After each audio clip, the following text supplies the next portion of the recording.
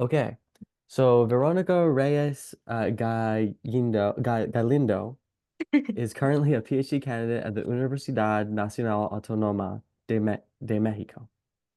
And Veronica began her academic career at UNAM, where she worked on the population genetics of junipers under Alicia Mastrada Llanes.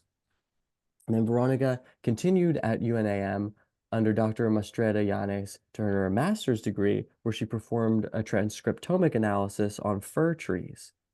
And in 2020, Veronica continued in the Mastrada Llanes lab while co-advised by Dr. Juan Pablo Jaramillo Correa, studying genetic and epigenetic variation in tolerance to pollution in the sacred firs found around Mexico City. And Veronica's work has been published in the International Journal for Molecular Science, Neuropharmacology. She has first author paper in conservation biology, as well as an upcoming first author paper in ecology and evolution. And with that, I will let Veronica present her talk today entitled Evolution versus Pollution, an Experiment of Ozone Tolerance in Trees from a Polluted City. Thank you, Robert. Well, good morning to everyone. I hope you are well today. Thank you for being here. I am Veronica, and I'm excited. I'm nervous to have the opportunity to speak with all of you about my PhD project.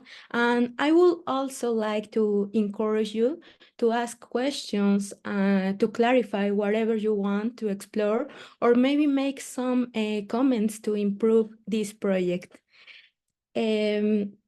So as an overview, I am going to start by talking about the background and some of the conceptual framework behind my work. After, I will tell you about my study system, some research questions, and some preliminary results that fortunately have just been published.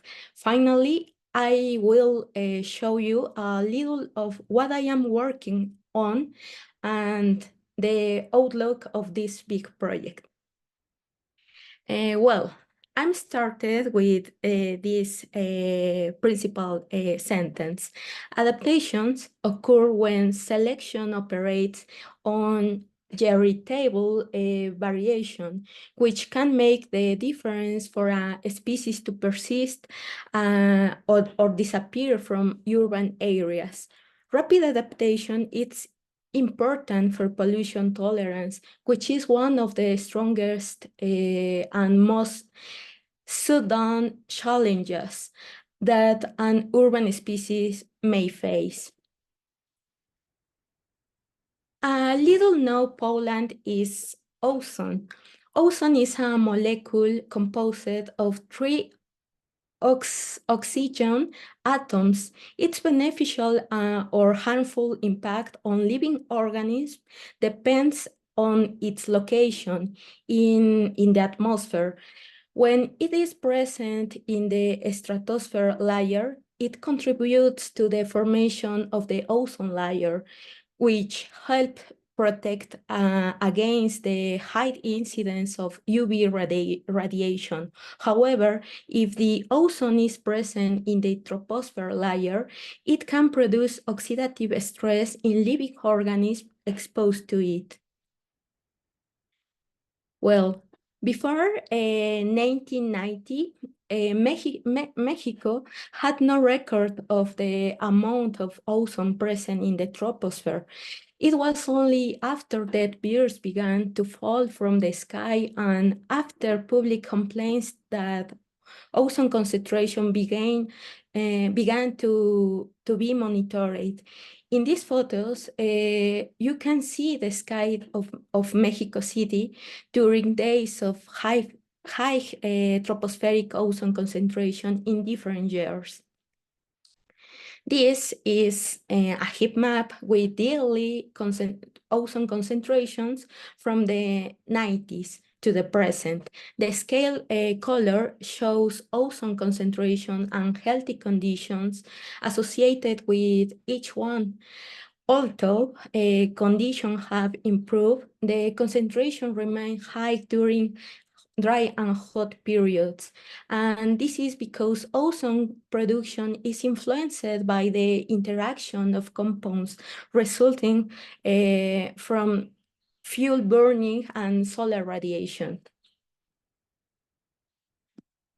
Fortunately, this pollution is carried out of the city by the air currents. However, unfortunately, the polluted air arrives southwest of the city, where the peri-urban forests are located. Peri-urban forests have also been affected by forest fire and the presence of the bark beetle. These factors combined with high ozone concentrations and have made reforestation efforts in these forests challenging. With this video,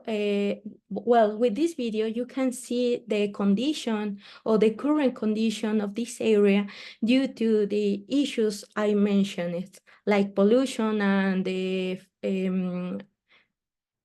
forest fires. One of the forest species affected in this fir is the fir tree.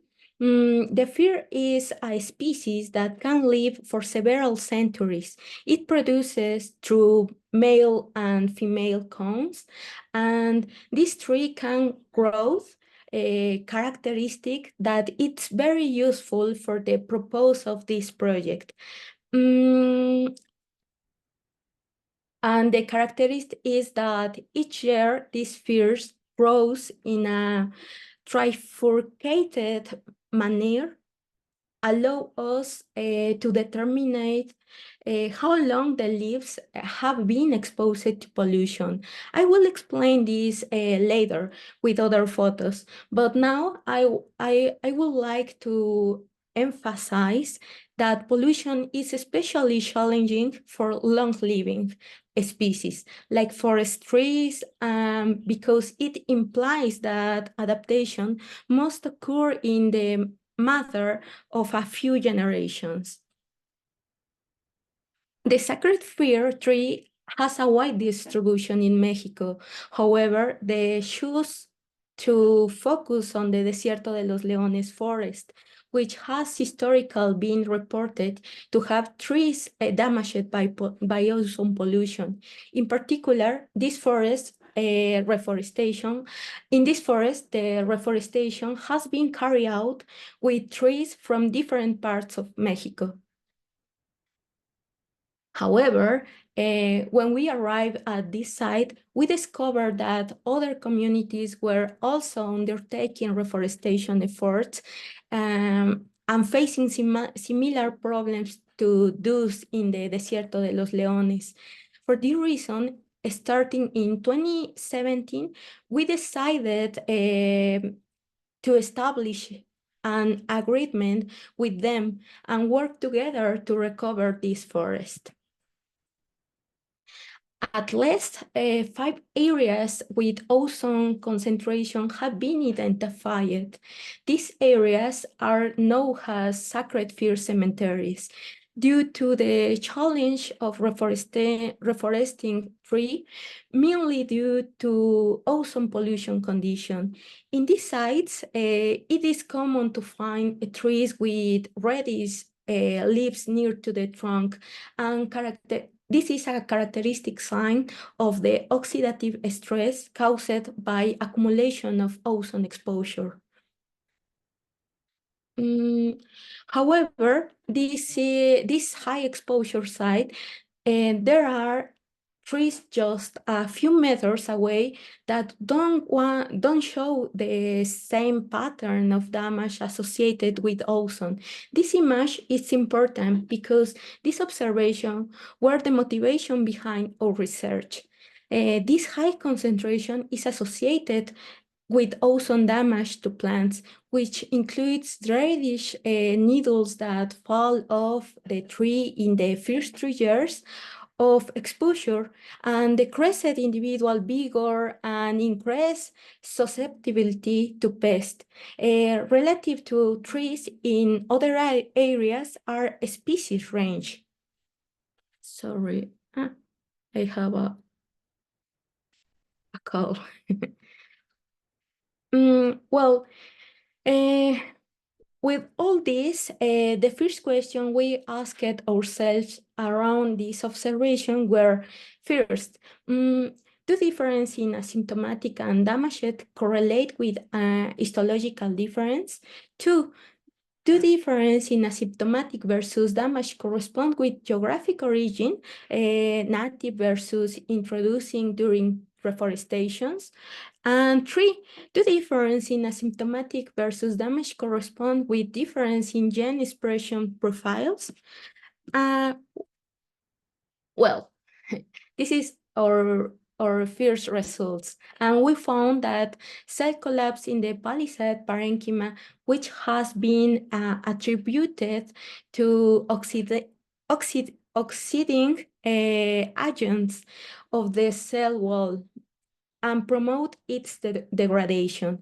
This degradation increases intracellular space and leads to the cell death.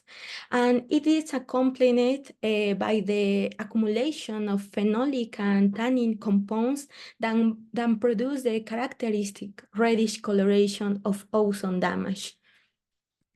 In this part, we used GBS data, and with this data, we found that both damaged and asymptomatic trees are of local origin, instead of introduced from other localities during reforestation efforts. However, it is necessary to increase sampling to ensure the existence of local variation and perhaps some SNPs associated with ozone tolerance.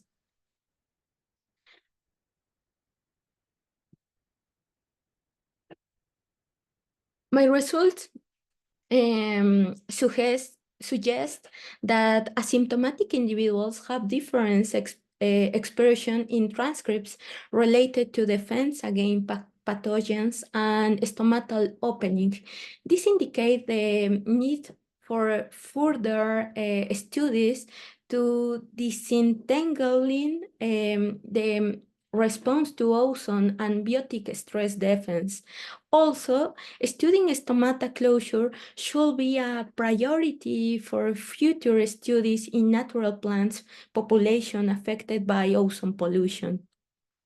We also found with other comparison in different periods of time with different concentration of ozone that some genes associated with the response to biotic and abiotic stresses and synthesis of secondary metabolites that allow their recovery after a stress factor. But from this analysis, we can conclude that substantial histological difference were detected between damaged and asymptomatic furs. And asymptomatic trees are local and may originate from central Mexico instead of from distant population. Thus, management programs should include local seeds to reforest sites highly exposed to tropospheric ozone. And finally, we identify some differential expression genes between damaged and asymptomatic trees that could be associated with the response to ozone. But if you want more details about this part, I invite you to read our paper that it's published in few days. Now it's in process of printing. Well, although the ozone-related forest decline was initially reported decades ago, there is currently no estimate of the total damage area or the percentage of affected trees. For this reason, we decide to answer the next questions. First, we decide answer what is the percentage of the damage to the site, and second, do all trees show a higher percentage of ozone than young ones because they have more time of exposition, and three, Do damaged trees have this disadvantage versus symptomatic ones? Because, or one example like less grow. In the first study, I included 10 individuals or 10 trees for the transcriptomic analysis, 5 damaged by ozone and 5 asymptomatic trees. However, the presence of these phenotypes was more extensive, and there was not a knowledge of the extent that ozone damage could have. In the forest where we work, different government entities, local communities, and the scientific sector have carried out activities independently for several years to promote the recovery of this forest. After years of work, we decided to implement a participatory monitoring approach that look into account the interest of each sector involved. This type of monitoring involves the active collaboration of local communities and interest groups in a specific project.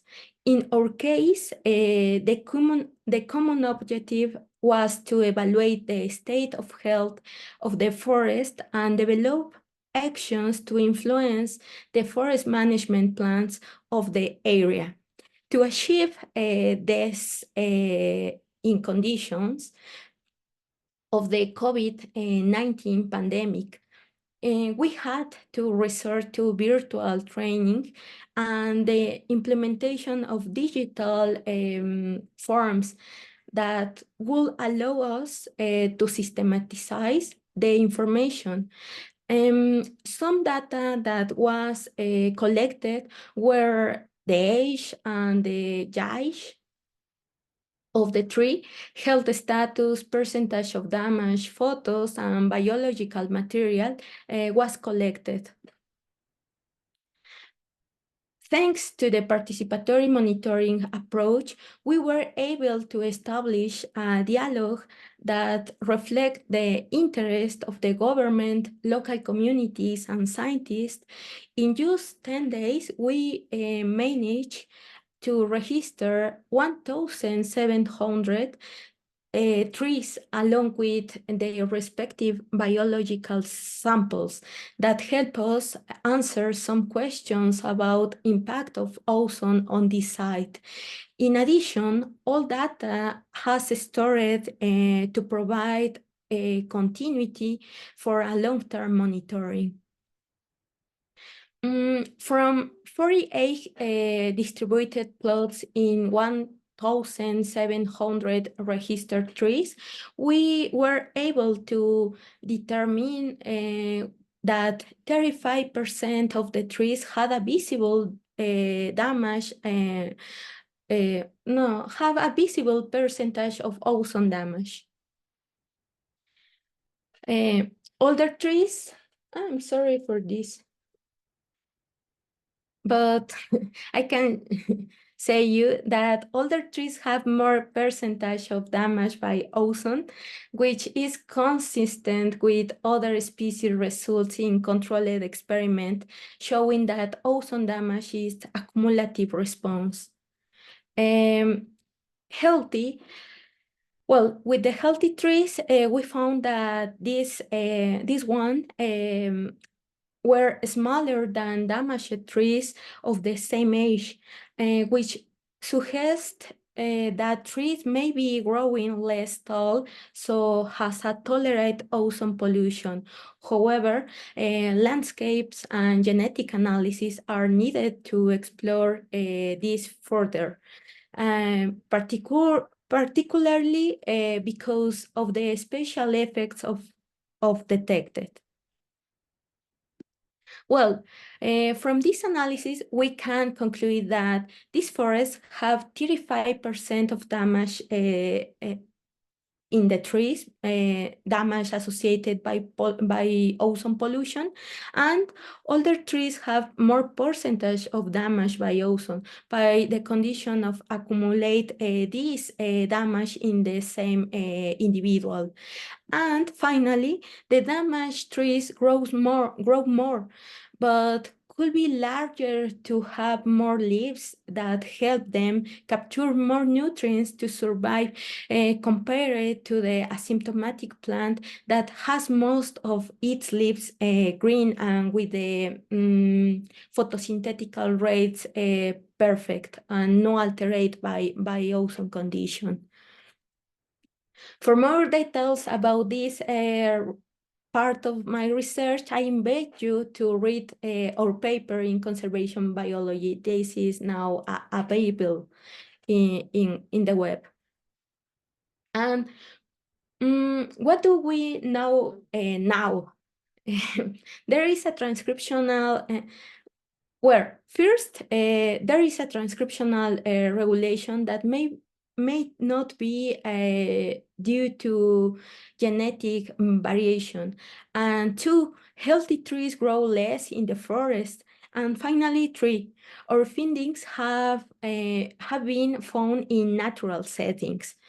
And in natural settings, it's most common that affect by another variables that I cannot consider it in my research. For this reason, now I am focusing on genetic and epigenetic variation that could be regulating differential expression. However, my previous analysis used trees exposed to ozone under natural conditions. And therefore, we don't know if some other factor like pathogens, virus, or others can be influenced this phenotype. For this reason, I want to use open-top chambers and sacred fear to analyze this condition in controlled ozone concentration. I want to determine with this if the physiological effect of ozone stress is similar between trees naturally found in the forest exposed to ozone and trees exposed to ozone under controlled condition. I expect to see similar physiological response and cellular damage from both conditions with high concentration of ozone. With this controlled experiment, I want to quantify stress produced by trees under ambient conditions, acute and chronic ozone expositions. I hypothesize that photosynthetic rate and ROS markers will vary according to treatment. And finally, I want to analyze the relationship between physiological change and epigenetic variation before and after treatment. I expect to find similar methylation profiles associated with physiological response in trees under chronic ozone concentration and in damaged tree of the natural forest. Well, a controlled experiment was from March to May of 2022. In the photos, you can see each chamber with 10 individuals, the sensor used to monitor the concentration of ozone, and each treatment and how it looked together. We continue working closely with local community and they help us build the chambers.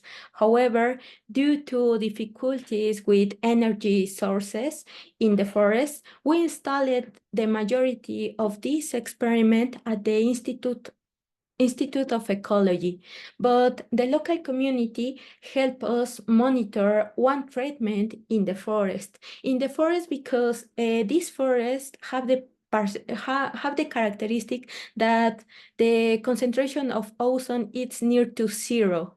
And for this reason, it's important this part in the experiment. The experiment contemplate 50 open top chambers with 5 treatments. The exposure time was for 5 consecutive hours during 3 months. A total of 150 individuals were included. One treatment is Institute of Ecology ambient air condition, but remember that Institute of Ecology it's inside of the Mexico City, and Mexico City have a high concentration of ozone in this period. And other treatments with ozone concentration was regulated under a controlled condition, and we name it acute and chronic because one have a more concentration of ozone than other. The condition of purified air and forest environment were considered as control without ozone concentration. The installation of the ozone generators and homogeneous distribution of ozone of each chamber were designed in different consulting with engineers and experts in ozone measurement. Lip samples were collected, or lip samples or needle samples were collected before and after the treatments to evaluate the stress with histological sections of needles to quantify the tissue damage, Ross markers to evaluate where the Ross markers is a reactive oxygen species to evaluate if the plant undergoing oxidation process due to ozone, and measurement of the photosynthetic rate to estimate if the photosynthetic capacity is affected by ozone. Finally, we made DNA extraction or isolations to detect genetic and epigenetic variation in the treatments and some trees exposed in natural settings to ozone in the forest. In the photo, I show you some needles. Well, I show you how look some needles after 3 months in each treatment. You can see the pattern of reddish color in the higher concentration of ozone. And in the graph, you can see the different concentration for each treatment. We returned these trees to the forest and have monitoring their survival. However, we can see that trees that were maintained at almost 0 concentration of ozone grew more than those that have some dose of ozone. But we are still, well, I am still analyzing what happened with the treatments that had different doses of ozone at the Institute of Ecology. Well, at this time, I have told you about the individuals that we collected from the forest and trees exposed to the chambers experiments. Of these trees, I find myself analyzing the difference of the growth and their photosynthetic rate, anatomical changes, and genetic and epigenetic variants that they could present. The results of this prediction will allow me to corroborate, well, first corroborate that ozone is the main cause of the damage phenotypes observed in the forest, and two, evaluate if the epigenetic variation regulate a physiological mechanism associated with tolerance to ozone stress.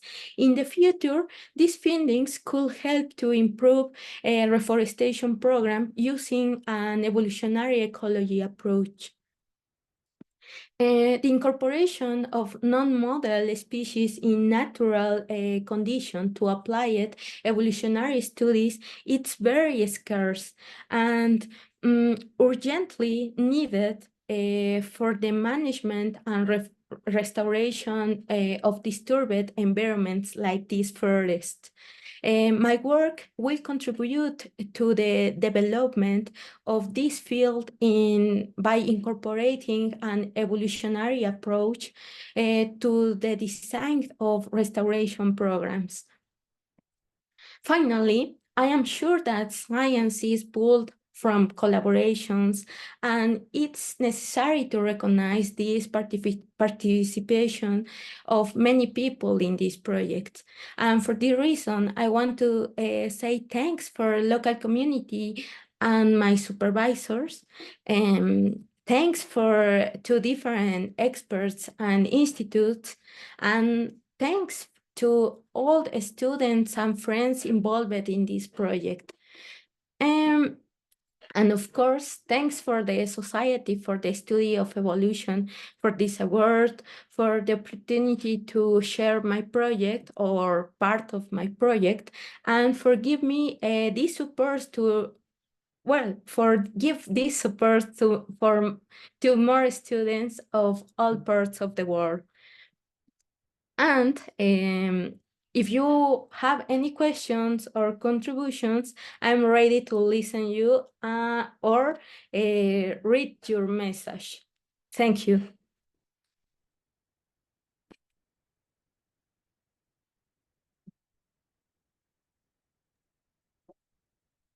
All right, great talk, Veronica. That was one of the I really enjoyed that as one of our I hope everybody else did too. One of our strongest Greg seminars. A ton of work, a ton of methods over what I'm guessing took years and years presented in this talk. So really amazing to see all those methods. Okay, we'll start with Dr. West Everhard.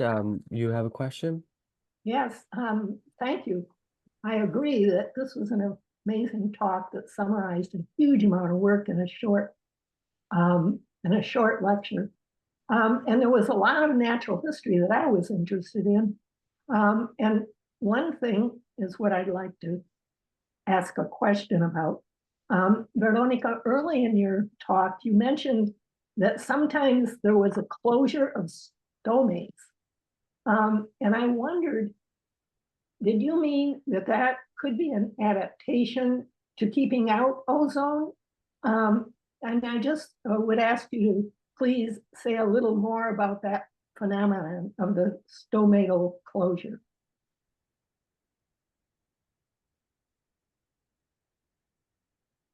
Hi, I'm sorry. Sorry, but I'm not sure if I understand all the question, but I think that you mentioned that maybe the difference will be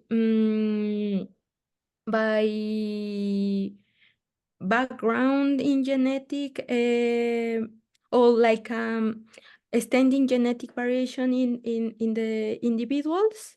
I'm not sure. Yeah, I was wondering actually if that was just like a response, not an evolutionary not an evolutionary response. But in this case, if the plant was actually closing the stomates in response to a rise or to an amount of ozone. So I guess my question is, do you know whether the stomate closing was what would be called a facultative or a response to the environmental difference of having more ozone present? Or I guess I just want to know what your thoughts are about the stomatal closing, because I wasn't sure from what I wasn't sure, or you could just explain to me why you showed that in one of your slides. Well, the the the open of stomata, it's important in trees because this is the principal entrance by ozone. If the tolerant trees can regulate this condition. It's the first barrier to avoid that the ozone entrance inside of the needles. And I think that for this reason, maybe the trees are regulated the condition of the stress and the coloration, because if the ozone don't entrance to the needles can be receive the raws or reactive oxygen species, and we can remember that these rows inside of the needle produce the red coloration, and the red coloration it's associated with less photosynthetical rates, and maybe affect the size and the physiological characteristics. Yes, thank you. That's what I thought also. And I think that's extremely interesting. And I was glad that you said something about it. And is there any evidence or information on the stomatal closure actually helping the plant resist ozone? Yes, but the only information that I have is about rice. Oh. Because in rice, the researchers have the name of particular proteins that can regulate the closure of the stomata, and the difficult in this study is that the tree that I am work have don't have a reference genome and don't have any reference in genetic terms, and have a size genome to already 50 gigabases.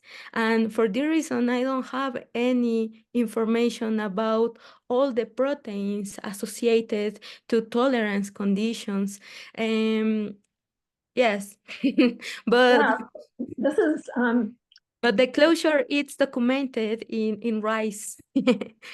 well, that's important that you notice that and are relating it to your trees.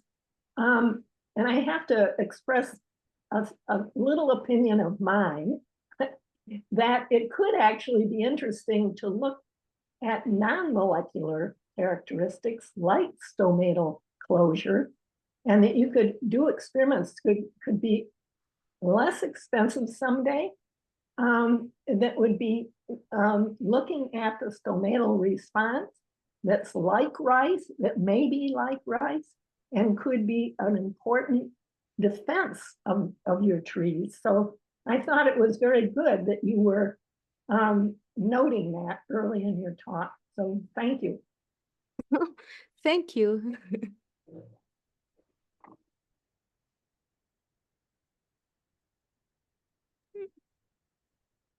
Yeah, if anyone else has any questions, you can raise your hand or type them in the chat, of course, as you all know.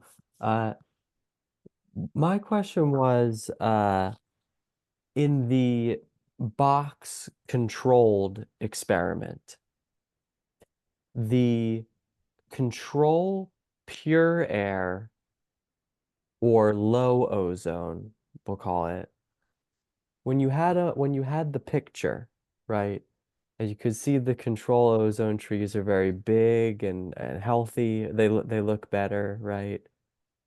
And the acute and chronic ozone trees, yeah, you could probably, yeah, right. Instead of describing the picture. Yeah, that one right there. Um, and I was actually thinking of the one where they're all together, but this absolutely shows it also. The acute and chronic ozone didn't look as good. But if I understand correctly, in nature, when you went out, the ozone damaged trees were taller. Isn't that correct? So were the ozone damaged trees and they looked shorter to me in the experiment. So was there a discrepancy between the height of the ozone exposed trees relative to the control trees in comparison to the ozone damaged trees in nature relative to the non-ozone damaged trees in nature? Does that make sense? Mm, I I catch that maybe it's clearly the difference of chronic concentration of ozone, because you can see in the graph the concentrations, but at the same time you can see in the photos the damage produced by this concentration in the trees inside the box, no? But Mhm. mm, and and I don't catch the other part of the of your Okay, question. sorry, sorry. I'll try to rephrase it. So in nature, the ozone damaged trees were taller than the non-ozone damaged trees, right? These trees that were put inside of the chambers. No, now I'm talking about the ones that were not in the chambers. So in the beginning part of your talk, Ah, okay. you just observed the trees in nature. And you found, if I remember correctly, you found that the ozone damaged trees were taller than the trees not damaged by ozone. Yes, you can find two phenotypes in the same place, and this place it's important because it's one of the most polluted in this forest. And the principal question is why you can find two phenotypes different associated with the tolerance of ozone. What happened at genetic level, because maybe it's a standing genetic variation that it's an maybe in the past some SNPs was associated to other tolerance, and now was well, and now are functional to tolerate the ozone. But maybe the other question is, well, you can see the transcriptional difference, but my early results with 10 individuals show that we don't have a genetic difference, and maybe this variation is associated to epigenetic variants to regulate this transcriptome difference. And well, I a part that I don't mention in this project is that I don't know if these trees exposed to controlled conditions are tolerant or are Mhm. susceptible, asymptomatic, or damaged by ozone. Um, for the reason it's important the genetic data that I have now, but currently I don't have this part analyzed, because in different treatments, I can see different survival rates, because some individuals that have the phenotype damaged survival after of this condition, and other individuals that live in chambers without ozone, death. And this is variation, but I don't know what happened now inside in her cells, in their cells.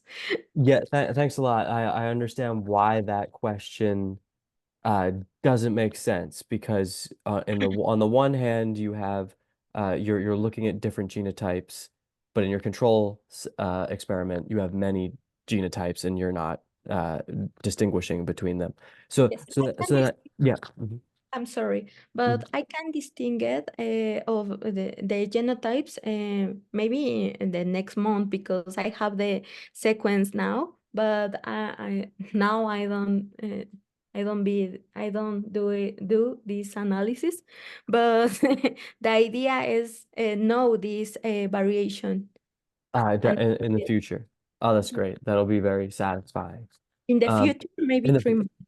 Okay, nice. I'll maybe give another Greg seminar then in the fall.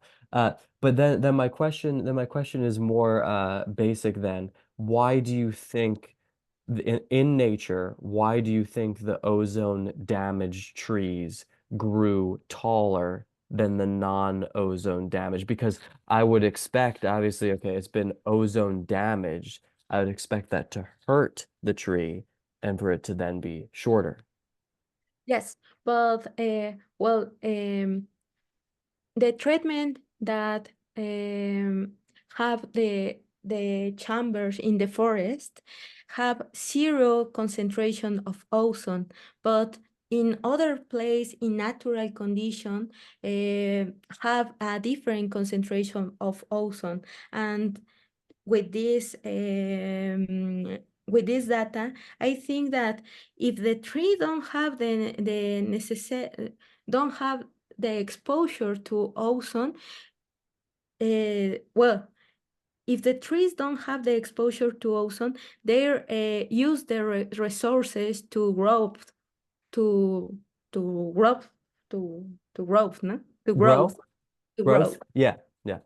But if you have a stress condition in near of this forest, but with high concentration of ozone, you need to optimize to your resources, and for this reason, maybe decide maybe this is not the best opportunity to grow, and prefer standing for the other period, and the damage don't have this regulation that associated with a bad condition outside, and whatever, I don't matter if the condition no it's the better, I want road. Or maybe the damaged tree it's uh, is compensing Yeah, mm, compensating.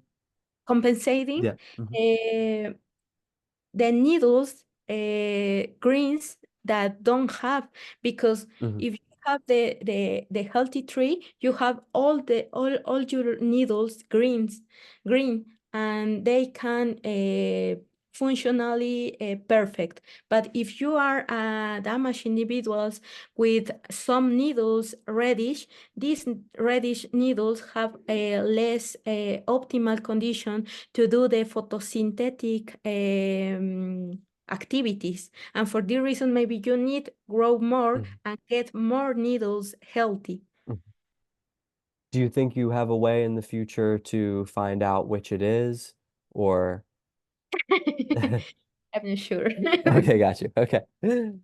No problem. I don't either. I have no idea.